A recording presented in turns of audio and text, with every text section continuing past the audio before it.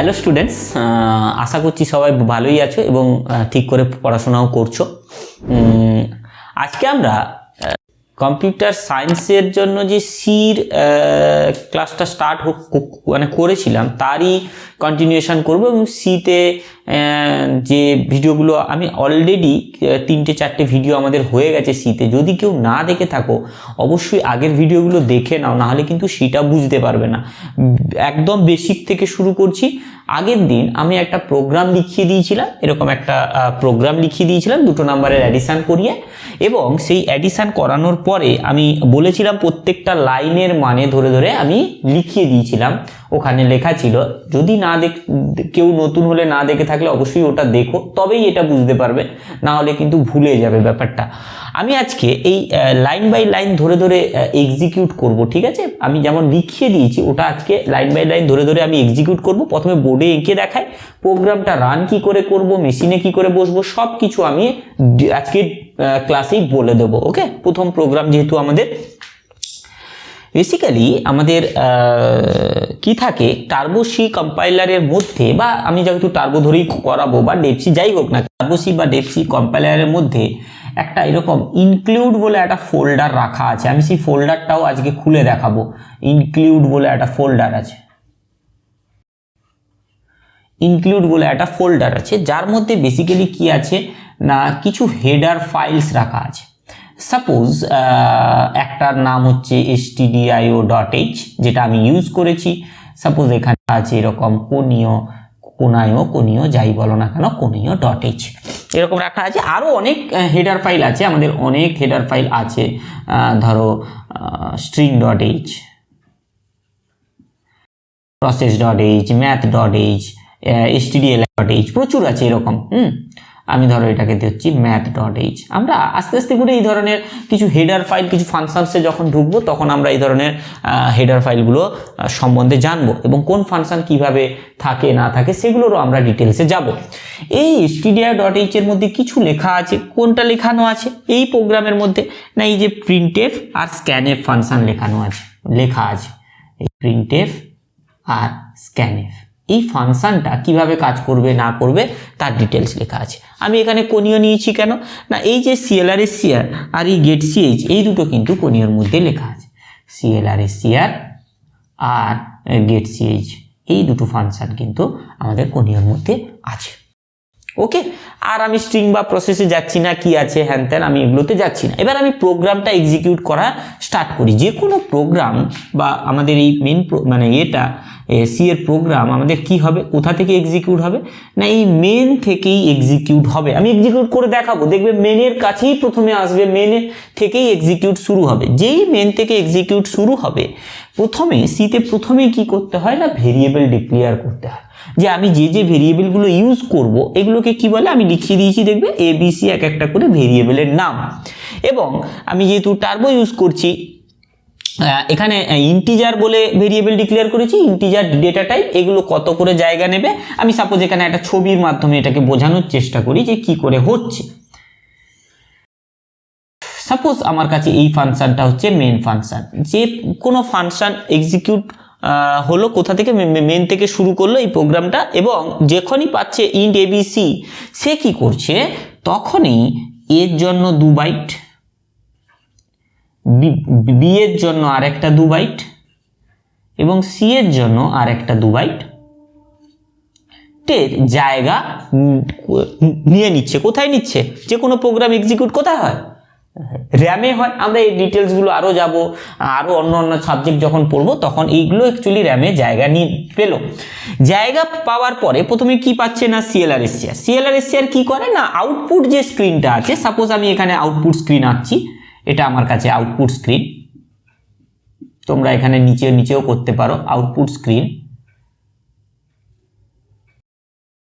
সেটা আগে থেকে যদি কিছু লেখা থাকতো বা কিছু থেকে থাকে সেগুলোকে মানে ক্লিয়ার করে দেবে কে না, এই clrscr ফাংশনটা ক্লিয়ার করে দিল। তারপর প্রিন্টএফে কি করি আমরা না, সাধারণত ইউজারকে কোনো মেসেজ দিই, তো আমরা এটা লিখেও দিয়েছি। এখানে কি লেখা আছে, মেসেজটা যা খুশি হতে পারে। আমার এখানে কি মেসেজ দেওয়া আছে না, এন্টার 2 নাম্বার। তাহলে আউটপুট স্ক্রিনে কি আসবে, এরকম লেখা আসবে এন্টার টু নাম্বার, এবং ব্যাকস্ল্যাশ এন আছে বলে কারসারটা ঠিক এইখানে ব্লিঙ্ক করবে, ঠিক তার তলায় বা তার পরের লাইনে কারসারটা চলে আসবে। এবার আসি স্ক্যানএফ, মানে কি হচ্ছে এই মেন থেকে কল হয়ে গেল এখানে ইনক্লুড ফাংশনটা পেয়ে গেল প্রিন্টএফ ফাংশন, সেখানে যা যা লেখা ছিল এইভাবে লেখাটা চলে, স্ক্যানএফ কল হচ্ছে এখান থেকে কল হয়ে গেল, দিয়ে এখানে স্ক্যানএফ এর জন্য আটকে থাকলো ভ্যালু নেওয়ার জন্য, এই পার্সেন্ট দুটো ভ্যালু আমাকে চাইছে, দুটো ভ্যালু আমি সাপোজ দিয়ে দিলাম, কিরকম না 5 আর সাপোজ দিলাম 7।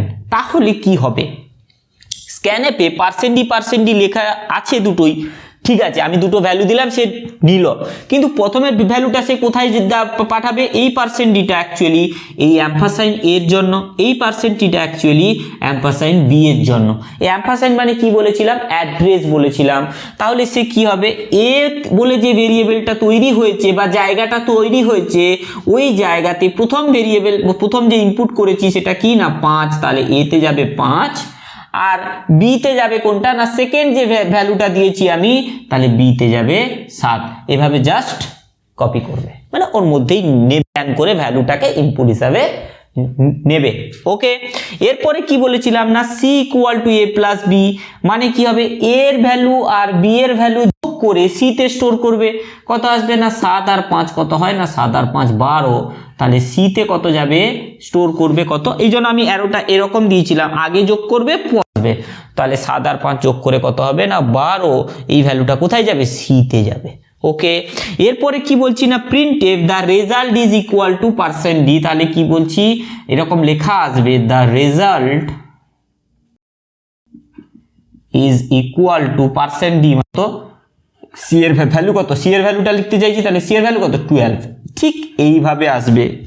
এবং এই গেট সিএইচ ফাংশনটা কি করবে, এই আউটপুট স্ক্রিনটা সামান্য কিছুক্ষণের জন্য ধরে রাখবে, আমি না লিখেও দেখাবো এই ফাংশনটা, বা এই ফাংশনটা যদি নাও লিখি তাহলে কি হয় সেটাকেও আমি বলবো। বা বাই দ্য ওয়ে এখানেই আমি বলে রাখি, যখন টপিক উঠেছে আমি যেই ডাবল স্ল্যাশ দিলাম, এই ডাবল স্ল্যাশটাকে কি বলে না সিঙ্গেল লাইন কমেন্ট, একটা লাইনকে কমেন্ট লাইন বানিয়ে দিলাম, মানে এই লাইনটা আর এক্সিকিউট হবে না, single line comment.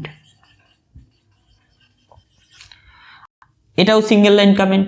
Multi line, যদি অনেক কটা লাইনকে আমাকে কমেন্ট করতে হতো তখন কিভাবে থাকবো না স্ল্যাশ স্টার, এরকম যতগুলো লাইন থাকুক না কেন লাস্টে স্টার স্ল্যাশ, এটা হয়ে গেল কি না multi line comment, comment line বানিয়ে দিলাম আর কি, multi line comment. That means কি না এই যে লাইনগুলো অ্যাকচুয়ালি এক্সিকিউট হবে না আমার কাছে। আশা করছি ক্লিয়ার হলো। আমি আসছি মেশিন নিয়ে, মেশিনে বসবো এবার, যে আমি ইনক্লুড কোথায় আছে বা এর মধ্যে সত্যি সত্যি এগুলো আছে কিনা, এইভাবে মেন কিভাবে প্রোগ্রামটাকে এক্সিকিউট করে আমি লাইন ধরে দেখাচ্ছি, একটুখানি ফলো করো। ওকে, চলো।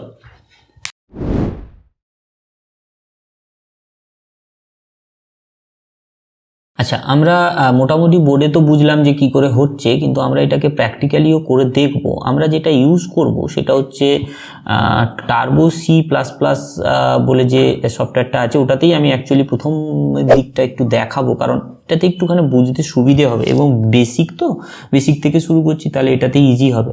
তোমরা ডাউনলোড করতে পেরে যাবে টার্বো সি প্লাস প্লাস। যদি না পাও কোনো কারণে, আমি একটা না হয় লিঙ্ক দিয়ে দেবো, কোনো সমস্যা নেই, তোমরা ডাউনলোড করবে। আমার কাছে ডাউনলোড করাই আছে টার্বো সি প্লাস প্লাস। দেখো, এটাকে অন করলাম, start Turbo C plus plus, ব্যাস এটা অন হয়ে যাবে। আচ্ছা, এটা এরকম একটা দেখতে লাগবে, এবং আমরা কি করব, প্রথমবারের জন্য যদি না থাকে এরকম ফাইল থেকে নিউ করে নেবো, যদি থাকে তো ওয়েল অ্যান্ড গুড, খুব ভালো কথা। তো আমরা কি করছি এখানে, বেসিক্যালি আগে আমি কোডটা লিখে নিই, তারপর পুরো ডিটেলসে আর একবার যাচ্ছি, ঠিক আছে? ততক্ষণ পর্যন্ত আমি আগে লিখে নিই।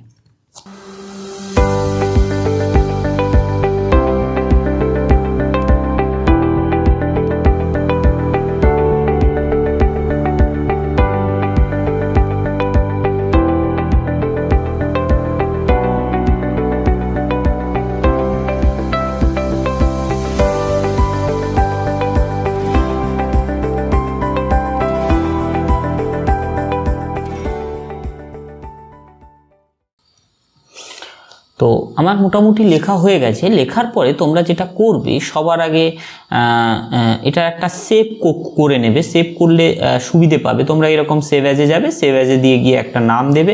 অলরেডি আমার কাছে এটা আমি সেভ করছি না, কারণ আমি অলরেডি সেভ করা আছে এরকম নামে। অ্যাড নাম দিতে পারো, যেহেতু দুটো নামে অ্যাড করছো, তো আমি করছি না। তোমরা এখান থেকে কিন্তু ফাইলে গিয়ে সেভ করে নেবে। সেভ করার সময় একটা জিনিস খেয়াল করে দেখো, এটাই হচ্ছে কিন্তু তোমার পাথ, মানে সি বলে একটা মানে সি ড্রাইভের মধ্যে টার্বো C3 বলে একটা ফোল্ডার আছে, তার মধ্যে বিন বলে, আর এখানে তুমি নামটা লিখবে। আচ্ছা, আরেকটা কথা কিন্তু ভাইটাল, যেটা হচ্ছে কি এরকম এই পর্যন্তই মুছবে কিন্তু, ঠিক আছে? এখানে কিন্তু শুধুমাত্র 8খানা ক্যারেক্টারেরই নামটা সাবমিট নেবে। 8টা ক্যারেক্টারের মধ্যেই তুমি যত বড় নামই দাও না কেন 8টা ক্যারেক্টারই নেবে। সুতরাং ভয় পাওয়ার কিছু নেই যে কি হয়ে গেল, কিছুই হয়নি, এটা 8টা ক্যারেক্টারই নেয়। ওকে, তো আমি এটাকে আগে কম্পাইল করাই। কম্পাইল করাতে গেলে আমাদের কাছে যেটা শর্টকাট কি আছে, কি কন্ট্রোল অল্ট F9, আর রান করাতে গেলে কন্ট্রোল F9। তোমরা এখান দিয়েও করতে পারো অল্ট F9। দেখো আমি কিন্তু কম্পাইল করিয়েছিলাম মোটামুটি কত লাইন, এখানে 3 3 6 4 10 12 13 লাইনের কোড সেখানে দেখাচ্ছে, কিন্তু দেখো 466খানা লাইন কম্পাইল হয়েছে, 466খানা লাইন কম্পাইল হয়েছে। ওকে, তো 466খানা লাইন কম্পাইল হয়েছে। ওকে, ওয়েল অ্যান্ড গুড। সেটা কোথা থেকে আসছে আমি একটু ডিটেলসে যাব, কিন্তু তার আগেও আমরা কম্পাইল করেছি যখন, একবার রান করিয়ে দেখে নিই আমাদের প্রোগ্রামটা ঠিকঠাক রান করছে কিনা। যদি আমি দেখতে চাই, দেখো আমি যদি নাম্বার দিই, ধরো 34 দিলাম, 78 দিলাম, যোগ করলে আমাদের দেখাচ্ছে 112, তাহলে ঠিকঠাকই দেখাচ্ছে। এবার আসি আমি যেটা বললাম সেগুলো কোথায় আছে। জি স্যার, তো বললেন, তো সেগুলো আমি একটুখানি দেখাই যে এটা আছে কোথায়। তো আমরা যদি এখানে সি ড্রাইভের মধ্যে যাই, সি ড্রাইভের মধ্যে আমাদের টার্বো C3 বলে একটা যে ফোল্ডার, সেখানে দেখো ইনক্লুড বলে আরেকটা ফোল্ডার আছে। ইনক্লুড, দেখো এটার নামই কিন্তু ইনক্লুড। এর মধ্যে আছে কি না, এর মধ্যে এই যে সির যত হেডার ফাইলগুলো আছে না, এই সবকটা হেডার ফাইল কিন্তু এখানে আছে। আমরা কোন কোনগুলো ইউজ করছি, সাপোজ conio.h ইউজ করছি, এই দেখো conio। এখানে ধরো stdio.h আছে, stdio, এই যে stdio.h আছে, math.h আছে, আমরা এখানে দেখতে পাবো এই যে math.h আছে, process. সব রকমের এখানে যত হেডার ফাইলগুলো আছে সব এখানেই আছে। এবার একটা হেডার ফাইল খুলে আমি একটুখানি দেখাই, যদি দেখাই তাহলে বুঝতে পারবে যে এটার মধ্যে আছেটা কি। অ্যাকচুয়ালি দেখো এটার মধ্যে কিন্তু কিছুই বুঝতে পারবে না, কারণ এই কোডগুলো এমন লেখা, কিছু বুঝতে পারবে না, এখন বুঝতে পারবে না, পরে বুঝে যাবে ঠিক। তো যাই হোক, এইরকম ধরনের কিছু জিনিস লেখা আছে, এইগুলো আমাদের কাছে হিব্রু মনে হচ্ছে, সুতরাং এগুলো আমাদের কাছে বেশি বক্তব্য না। এই হচ্ছে আমাদের কাছে জিনিস, আমাদের হেডার ফাইলগুলো এখানে রাখা আছে। আর আমি যেটা সেভ করলাম, দেখো আমার কাছে অলরেডি অ্যাড বলে একটা মানে ফাইল আছে, আমি এটা সেভ করেছি, অলরেডি সেভ করাই আছে আমার কাছে, তাই আমি সেভ করিনি, যদিও এই কোডটাই আমি লিখেছি ওখানেও, দেখো এই কোডটাই লিখেছি এখানে। এবার একটা কথা খেয়াল করে দেখো, এইটা হচ্ছে আমাদের সেভের জায়গা, যা প্রোগ্রাম করব ওইভাবে যদি আমি পাথ না চেঞ্জ করি, এভাবে আমি চাইলে আমার নিজের মতন করে ডিজায়ার পাথেও আমি সেট করে নিতে পারি। এই দুটো কথা ক্লিয়ার হলো। তাহলে এবার আসি, আমি একটু প্রোগ্রামটাকে রান করাই। রান করিয়ে আমি যেটা বলছিলাম যে এই আচ্ছা, কখনো কখনো যদি কোনো সময় স্ক্রিন আটকে যায় তাহলে কি করবে না, অল্ট আর স্পেস প্রেস করে এন্টার দেবে, তাহলে আর স্ক্রিনটা রিফ্রেশ হয়ে যাবে, সুতরাং সমস্যা হবে না। আমি যদি এটাকে একটুখানি রান করাই, যে সত্যিকারের স্যার তো মেন থেকে স্টার্ট হয় বললেন প্রোগ্রাম, তাহলে কি হয় আদৌ? হ্যাঁ হয়। আমরা কিভাবে দেখব, আমরা F7 করে করে ডিবাগ করতে পারি। দেখো মেন, প্রথমেই যখন F7 প্রেস করলাম তখন কোথায় এলো, মেনে, মানে মেন ফাংশনের কাছে এলো, এবং কোডটা দেখো টপ ডাউন অ্যাপ্রোচে আস্তে আস্তে করে এগোচ্ছে। CLR SCR print enter 2 number, দুটো নাম্বার মানে দেওয়ার কথা বলছে, আমি দুটো নাম্বার দিয়ে দিলাম। তারপরে দেখো C = A + B, তারপরে কি হলো না, result is equal to %DC এবং গেট C, দেখো রেজাল্টটাও দেখাচ্ছে 123।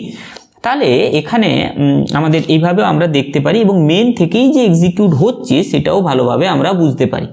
এবার আসি এই CLR SCR বা printf scanf বা CLR SCR এ যে ক্লিয়ার স্ক্রিন হয় কিনা সত্যি সত্যি, সেটাও দেখো। এটাকে বলে কি, কমেন্ট লাইন করা। আমি কমেন্ট লাইন করেও দিলাম, যে ডবল স্ল্যাশ দিয়ে কি হয় না, comment line, single line command আমি বললাম এক্ষুনি, তো সিঙ্গেল লাইন কমান্ড আমি করে দিলাম। তাহলে এই কোডটা কি এক্সিকিউট হবে, এই লাইনটা কি এক্সিকিউট হবে। আগের বারে দেখো ডাইরেক্ট CLR SCR এসেছিল, কিন্তু এবারে যদি আমি রান করাই, দেখো মেন থেকে সোজা কোথায় গেল, প্রিন্টএফ। মেন থেকে সোজাই কথা গেল না প্রিন্টএফ। CLR/SCR কিন্তু এক্সিকিউটই করলো না, এবং CLR/SCR এক্সিকিউট না করাতে আমি আবার দেখো আগের যে আউটপুট স্ক্রিনটা সেটা কিন্তু ক্লিয়ার হয়নি, আগের রেজাল্টটা থেকে গেছে। এবার বলছে আমাকে এন্টার 2 নাম্বার, 2টো নাম্বার দেওয়ার কথা, আমি 2টো নাম্বার দিলাম। তারপর কি আছে না এইভাবে আমাদের গেট সিএজের পরে আমাদের রেজাল্ট, এবং বেরিয়ে গেলাম আমরা। তো এটা আমাদের একটা CLR/SCR করে। এবং গেট সিএজ কী করে, আমি যদি গেট সিএজের কাছেও মানে ডবল স্ল্যাশ দিয়ে দিই, যদি না করাই তাহলে কি হবে, আমি আগে কম্পাইল করিয়ে নিই একবার। তো আমাদের দেখো আমি যদি রান করাই তাহলে আমার আউটপুট স্ক্রিনটা কিন্তু থাকবে না বেশিক্ষণ। দেখো আগে CLR/SCR কাজ করেনি, তার জন্য আগের যতগুলো লেখা ছিল সেগুলো থেকে গেল। এবার আমি যদি 2টো নাম্বার দিই তাহলে কি হচ্ছে, দেখো আমার কাছে আউটপুট কিন্তু দেখতে পেলাম, কিন্তু কি আসেনি, রেজাল্ট কি আসেনি, না এসছে রেজাল্ট। কি করে বুঝবো, আর একবার রান করিয়ে দিই, তাহলে বুঝতে পেরে যাব যে রেজাল্ট কিন্তু আমাদের কাছে এসছিল। এবার আবার কাজ করছে না, এই জন্য অল্ট আর স্পেস দেবে, দিয়ে এন্টার মেরে দেবে, তাহলে একবার রিফ্রেশ হয়ে যাবে আর স্ক্রিনটা আটকাবে না। এটা অনেকের প্রবলেম হয়। দেখো এই দুটো আগে যেমন দুটো দিয়েছিলাম, দেখো 156 কিন্তু রেজাল্ট এসে গেছে অলরেডি। তো আমাদের আবার 2টো নাম্বার দিতে পারি, এরকম 2টো নাম্বার দিলে আমাদের আবার যোগ হয়ে আবার থেকে গেছে, আমরা সেটাও দেখতে পাবো। যদি আবার রান করাই, না তাহলে আবার দেখতে পাবো অ্যাকচুয়ালি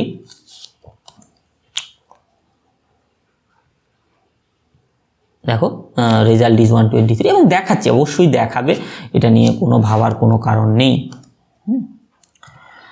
তাহলে আশা করছি ক্লিয়ার হলো প্রোগ্রাম কিভাবে লিখতে হয়, এক্সিকিউট কিভাবে করতে হয়, রান কিভাবে কি করতে হয়, কম্পাইল কিভাবে করতে হয়। আর পারলে টার্বোসিটা যদি ডাউনলোড করতে না পারো আমাকে বলো। আর আগের ভিডিওগুলো যদি কেউ না দেখে থাকো অবশ্যই ভিডিওটা কিন্তু দেখে রাখো। এই বলে আমি প্র্যাকটিক্যালটা শেষ করছি, বাকি আমরা পরের দিন আবার প্র্যাকটিক্যাল বা থিওরিতে আরম্ভ করব। ওকে, ততক্ষণ টাটা। আচ্ছা, আশা করছি ক্লিয়ার হচ্ছে। সিএর ভিডিওগুলো যে হোমওয়ার্কগুলো দিলাম সেগুলো অবশ্যই করো, আর অবশ্যই বন্ধুদের সাথে একটুখানি শেয়ার করে নিও। যদি ভালো লাগে অবশ্যই বন্ধুদের সাথে একটু শেয়ার করো, আর দেখা হবে পরের ভিডিওতে। ততক্ষণ পর্যন্ত ভালো থেকো, পড়াশোনা চালিয়ে যাও। ততক্ষণ টাটা।